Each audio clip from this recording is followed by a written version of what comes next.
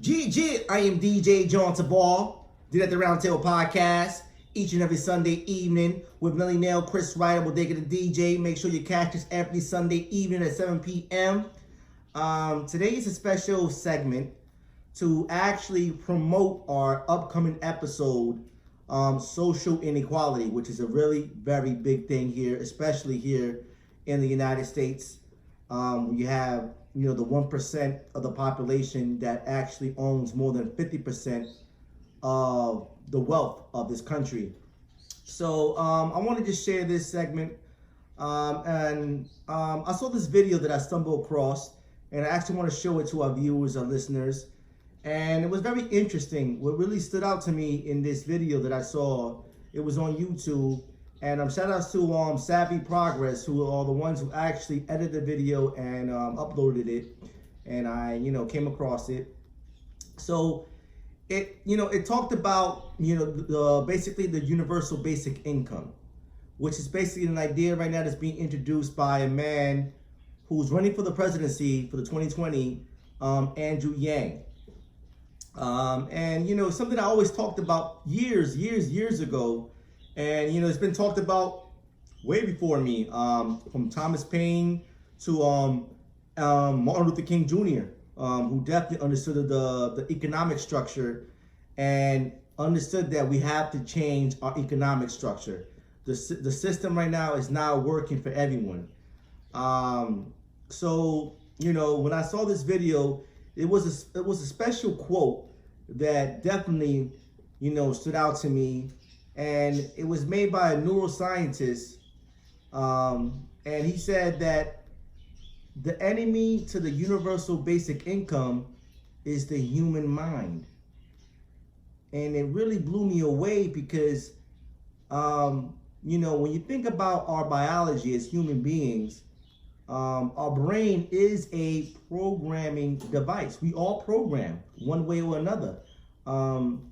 We're all born into this world knowing pretty much nothing. And everything has been taught to us one way or another. So, when I heard that quote, it definitely stood out to me. And it made me think, because when I have conversations about people that, just basically we talk about the economic system, and I start to talk about the UBI with them, many of them, 9 out of 10 would dismiss it. They would basically dismiss the idea. They would say that can't happen. How is that possible? And if we give people guaranteed income, how will people have the incentive to work? And it just goes on and on. But me as a historian, I do understand that, throughout history, new ideas has always been challenged because of how we're programmed to look at the world. For instance, when Franklin Roosevelt introduced the minimum wage, there was a big uproar because people said, how are we going to have a fixed minimum wage? Where now we're not allowed to pay whatever we want to employees. This can't happen. And it was a big uproar. People were really against it. People were really against minimum wage. And as you can see, minimum wage at that time definitely raised the standard of living for a lot of people. Also, Social Security. Social Security was something that was basically a new idea introduced. And many people were against it because you think about when you hit a certain age and you're basically you're not able to really work as much as you once were at a younger age. What are these people going to live off of? And creating Social Security definitely changed that for the entire population here in the United States. So these were ideas introduced, but people were so against it because of the programming. The programming definitely was a barrier. And I look at it the same way with the UBI. It is a barrier because of the programming. People are programmed to look at the world a certain way. And, the majority of the population don't even really understand where does money come from and the distribution of money, how it works. You know, I mean, I'll probably guarantee right now, and I guarantee it, 8 out of 10 Americans don't even know where money is created and how is distributed. And that's just a fact. And, you know, this system is fixed. It's a fixed system. And this is why it's no coincidence why we see the inequality in not only in this country, but in the world today. So we have to find another alternative to change this economic system. Again, I mean, you know, we can't have the same way of thinking that was thought about, you know, hundreds and hundreds of years ago. You know, we got to think about what it is best for us now, 2019 going on 2020. So, you know, when I came across this video and I want to, you know, share with you guys, I want you guys to give your personal take on it. You know, you know, we have Andrew Yang, who, you know, to me is the only candidate that's talking about real solutions and not just talking about the issues. Because it's one thing, okay, you talk about the issues, but what are the solutions? That's what I'm looking at right now, okay? That's what I want to look at, you know? I mean, yes, and I think pretty much all of us understand what are the issues right now, but what are the solutions? So, you know, in this video, you know, they break down, I mean, you know, Andrew Yang, he talks a lot about the human mind.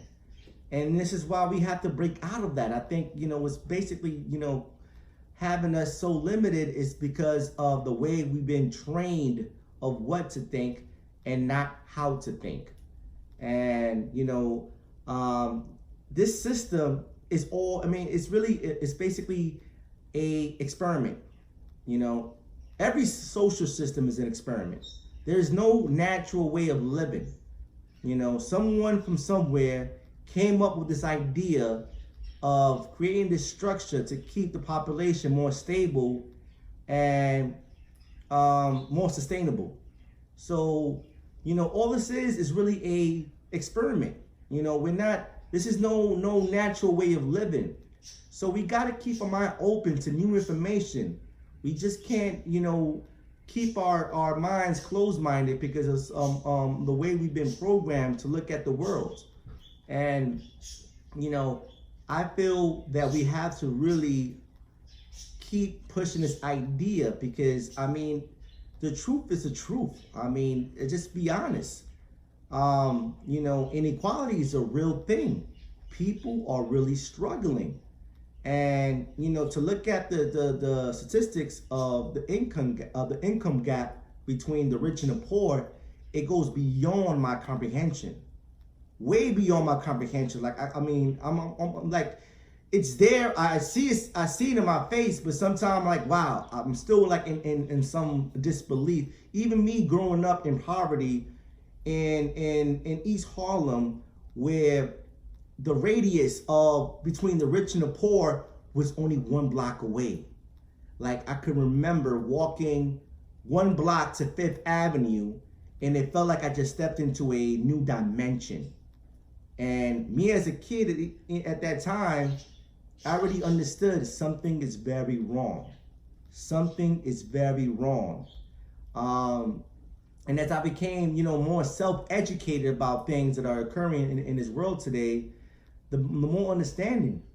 And I do understand that the majority of the population have a concrete understanding where they don't have a deeper level of understanding and looking at things from different lenses. Because I know that, I mean, to program someone is not that difficult. This is why the first 7 years of the human life is the most crucial years of the human life, because you can really program someone within that time span. And, you know, I just want to express that. I want to express that because I think that's very important for us to really be aware of that. So I'm going to play you guys the video, and I want you guys to drop comments. Tell me what you think about this video. And listen, when it comes to the political system, I'll be straightforward. I have not voted since 2008. Okay, so that's more than 10 years ago.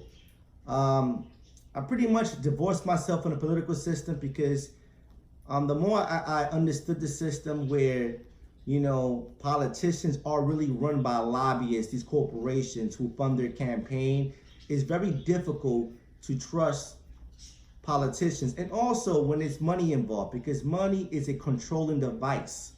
You know, it is a controlling device. But finally seeing someone who's talking about solutions and, you know, looking at it from that perspective, and for me, I've been looking at that from that perspective years ago. I mean, years ago, like it has to be some sort of fixed way to fix this problem we're having. And the only way right now, at this moment, is creating a universal basic income, which Martin Luther King said, the guaranteed income, which it makes sense, especially in a country that even today we're still affected by racism. And one thing about racism, we cannot end racism if we don't end classism, because the two are interdependent. But enough said. You know, I'm not gonna, you know, keep rambling off. But I'm gonna just leave it like that. And make sure you catch us each and every Sunday evening. You know, Dinner at the Roundtable podcast. I am DJ John Tavar, Melly Nell, Chris Ryder, Bodega the DJ. You know, make sure you catch us with our guest, Eli Brooklyn, who's going to be here.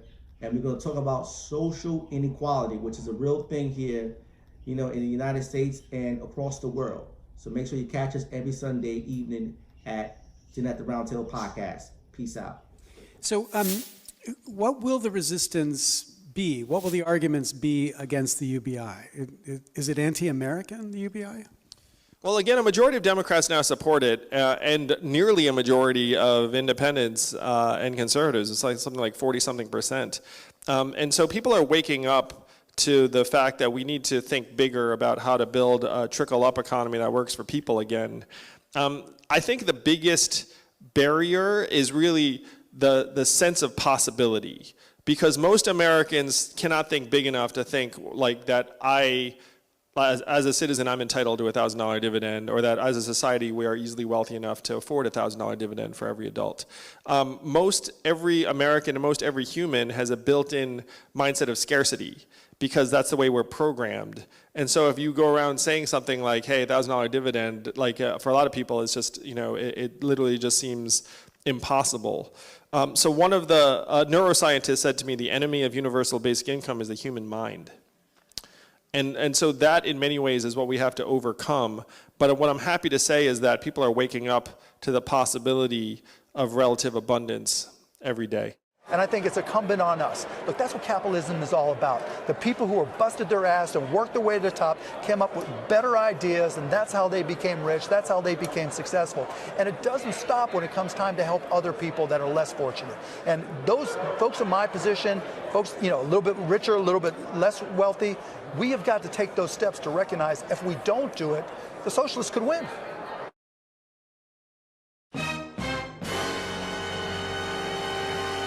What's the twist that might make this problem go away? Yes, and I will say that I think you all, if you're here, you're thinking in these same terms. You're looking up and you're seeing that there's something twisted and messed up and imperfect about various processes, certainly campaign finance. And it's very tempting to then demonize people on the other end of it. And sometimes, you know, they're doing really unsavory things. But what we have to do is we have to focus on fixing the system that is distorting and dehumanizing various people, turning them into economic actors very, very often. That is the mission that we all must be on. And I'm going to say right now, that mission will succeed or fail based upon the people here in New Hampshire. That you all have this almost sacred trust to try and safeguard the rest of the country from this broken down system that is on the verge of pushing us off this precipice, but after which there will be no coming back. And you can all feel it. Like, we're all heading in that direction. That's why I'm running for president. I'm not running for president because I fantasized about ever being president. I'm running for president because I'm an American and I'm a parent, and I can see the country we will leave to our children, and it is not something that I'm willing to accept.